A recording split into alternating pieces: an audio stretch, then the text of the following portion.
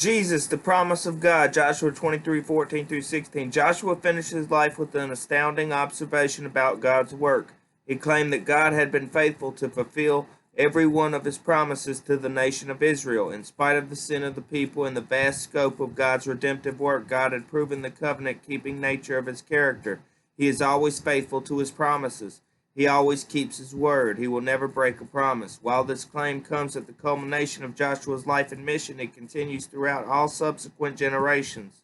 In fact, God's promises were meant to extend throughout all generations. His promise in Genesis 3:15 that would one would come who would crush Satan forever was not merely a promise to the nation of Israel, but to all those who would suffer under the implications of life in a sin-drenched world.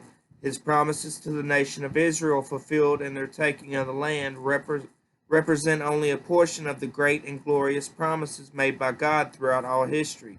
Paul, at the beginning of his letter to the church at Rome, claimed that Jesus was the pinnacle of the fulfillment of the promises of God. Romans 1:1 through 4. Jesus' sacrificial death was not a knee-jerk reaction to God to address human sin, but was the plan of God before the foundation of the world. Paul traced the details of the coming of Christ from his lineage to the timing of his birth to the manner of his death, and identified them as a fulfillment of God's plan. The writings of the prophets validate this claim, as they make repeated promises about intricate details of Jesus' life that are ultimately fulfilled hundreds of years later. This confidence led Paul to conclude in 2 Corinthians 1:18 through 20 that all of God's promises are answered in Christ. Both the specific promises regarding the Messiah and the general promises regarding God's plan for dealing with human sin are fulfilled by Jesus.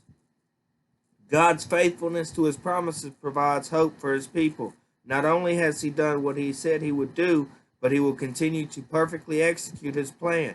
In spite of the seeming chaos of life in a fallen world, Christians can take heart that he has overcome the world and will perfectly accomplish all he set out to do.